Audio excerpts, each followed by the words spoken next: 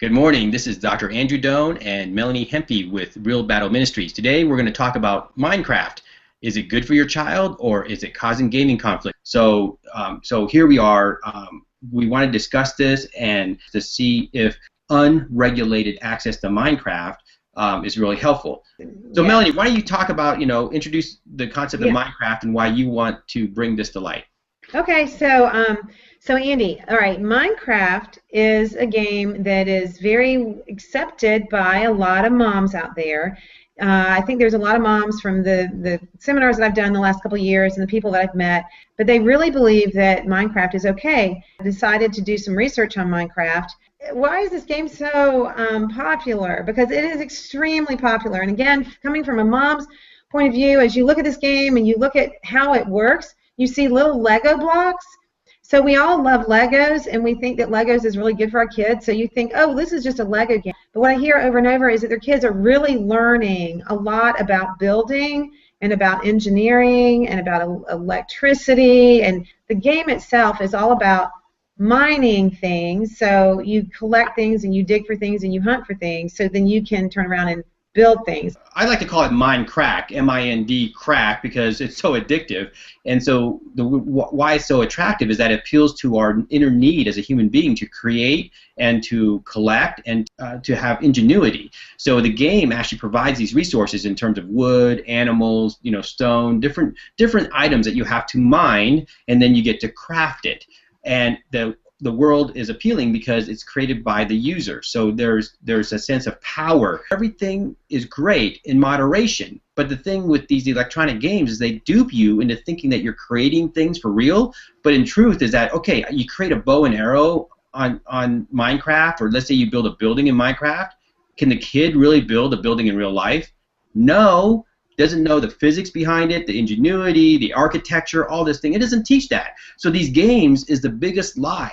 The game is fun, it's entertaining. Yeah. The only reason why a game has become so addicted, like Minecraft, is because it is alluring, because it feeds the mind, and the game becomes it makes you think that you're actually doing real things and real activities. Basically, this is a Minecraft strategy in the first spawn. Okay, so I'm going to play this. Okay, here she goes. So the game is creating on the server. Right.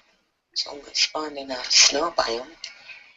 Okay, so what you're going to do here is you're going to collect as much wood as possible. Like a lot of parents think their kids do just play by themselves, like what you're just trying to say, and it really isn't fun. And so that only lasts just for a very short time before you want to have company and you want to have your friends on playing. So that's more interesting. So. Well, most parents don't understand that a server is a computer that hosts the game. So that means that your child can actually host a game on your computer at home with your IP address. Okay? So now what happens is the child then sends that little unique ID to their friends. Nick Yee out of Stanford says that the three things that makes a game addictive is immersion, achievement, and socialization. Obviously, there's immersion here. You feel like you're part of this gaming world. You are, involved in it. You feel like you're a lumberjack. There's achievements. The achievements is collecting these little items down here and then finally building things that can conquer other people. There's achievement in the game. And then the last part is socialization. Because, see, a game with just achievement and immersion is boring. Boring. So Nick Yee, who's a PhD out of Stanford, said if you throw in socialization, it's like lacing digital crack onto these items. But here's the problem. You're on a private server as a child. I'm Andy. I'm a little kid. Private server. It's boring. So then I invite Melanie. Melanie, you want to come over and play Minecraft with me? Melanie comes over and plays Minecraft on my private server. However, Melanie, her parents didn't teach her about cybersecurity. So now Melanie's playing with strangers. She met on some online chat because her parents weren't responsible. Well, me, trusting Melanie, I invite Melanie to come in. She brings her two friends. Playing online is dangerous. If you're going to let your kid play Minecraft, fine. Don't get the internet. Research has shown, peer-reviewed research from Nick Yee, Dr. Nick Yee out of Stanford, you need achievement, immersion, and socialization. You take away socialization, games are less addictive. So trust me, unplug the internet and your kid will not want to play Minecraft. Hi. How old are you? 6.5. Okay, Emily, do you like broccoli? Yeah. If I gave you a choice every day and put a huge plate of your favorite candy in front of a huge plate of broccoli, which would you eat first? Candy. Oh, look at that. Everything in life has its purpose, time, and place. Children need to be taught self-control and boundaries. You know, my daughter loves broccoli, but when asked to pick between broccoli or candy, she picks candy. Yeah. So similarly, when you introduce technology without boundaries in your child's life, will he or she pick texting over chores or Minecraft over homework? Right. Everything is permissible, but Well, not all things are beneficial. Well, and Think what about happens when you have even your 10 or 14-year-old playing, it is very, very hard for them to turn it off and move out of that world into the real world. Plus, it is also very hard for them to get motivated around doing their homework when they know that their Minecraft game is waiting. That's why I really don't recommend it at all during the week, because kids cannot make that choice. Their cognitive development is not there. They're not developed enough to do that. The parent has to be the brain for their child.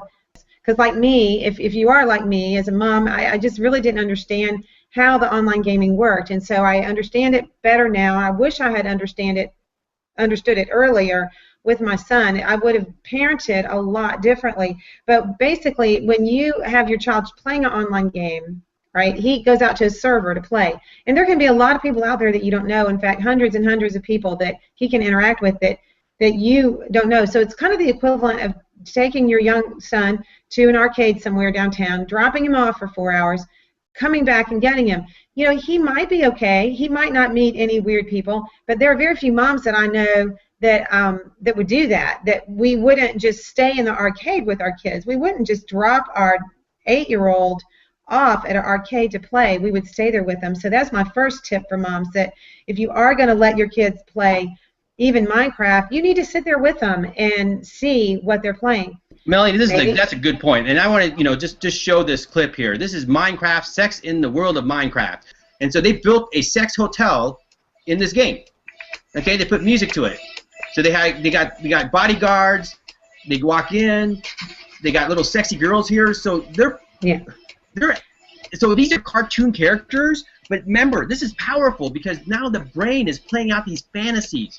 Do you really want your kids to be exposed to this? And so my point is that if you introduce the game Minecraft to your kids and you don't have time to sit there and watch them like you would in a video arcade, trust me, they're going to find this stuff.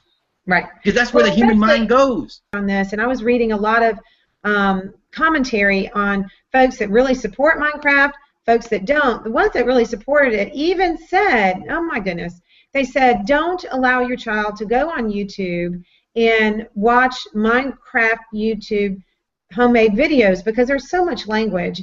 Maybe you think your child is just doing some innocent level of this game, but you've got to research and be very clear and do your due diligence and figure out what is right under the surface.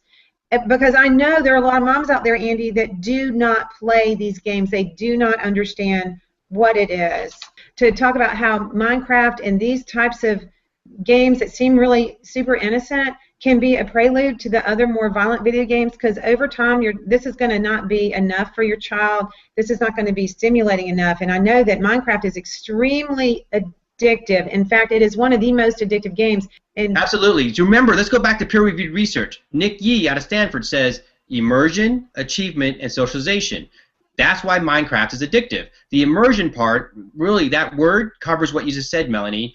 The game becomes an extension. If you start your preschooler and your first grader and your middle schooler on Minecraft, he is developing and he is acclimating, right? His brain is acclimating to that world. So then he's going to want the next thing, which is the Call of Duty and the other thing. You know the names of them all. But so what Melanie's saying is that as moms introduce the game at 5 years old, their neurons are going to be wired. See, neurons that fire together wire together, meaning that if they get turned on from a game, they're going to want to up that later on because that's what they built. So this is a person doped on media, okay? I've calculated this out for you. 29% of their time is spent in secondary and primary and higher education up to the time they're 18, okay? Their experiences with social media, just media in general, the average child in the United States watches 35 to 45 hours of screen time per week. So therefore, that only leaves a certain amount of time for exercise, which is 5% of their time. 5% will be in family time. 10% will be social, hanging out with friends and stuff, and developing communication skills, social skills, conflict resolution, and all that. And then 5% will be in mind, body, spirit activities. So some people go to church, some people go to synagogue, some people go to you know, their religious affiliations, and then Boy Scouts and all these other things that help build the mind, the body, and the spirit. If you spend all your time in these games and in media and watching TV, your brain is not going to develop in the mind, body, spirit areas that's going to make a healthy, successful human being. This is a child that uses, based on the American Pediatric Association's recommendations, of only 1 hour per day, less than 1 hour per day. That means they only spend 4% in front of a screen.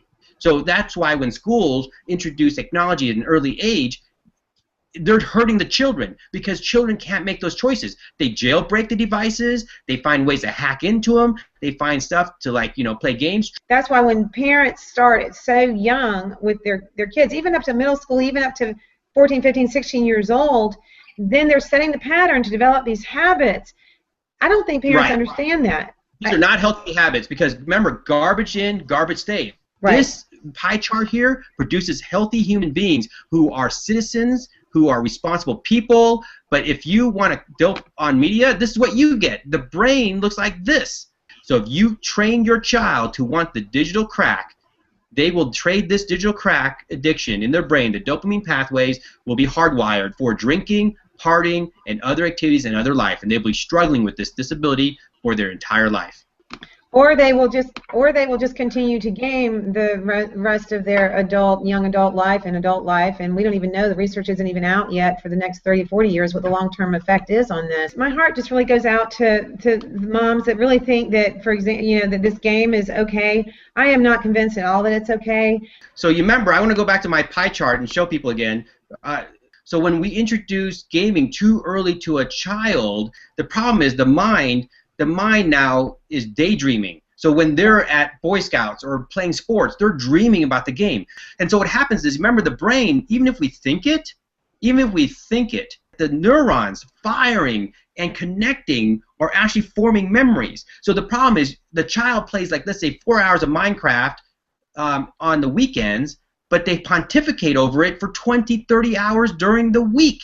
So instead of like you know, being like Albert Einstein or maybe, you know, just a normal human being who are just looking at the world and saying, you know, creating things and imagining and let the mind rest so that they're not always obsessive about Minecraft.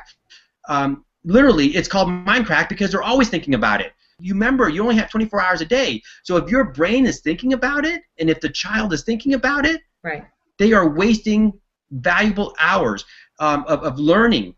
Because learning is not just in the classroom, it's actually outside the classroom, where we get to form memories and associations and making sense of our world. Please email us your questions to gamefreehomeforyou@gmail.com. Thank you for your comments and feedback. It's very helpful. It gives us confidence that we're doing something that's valuable, that's much needed. And then stay in tune.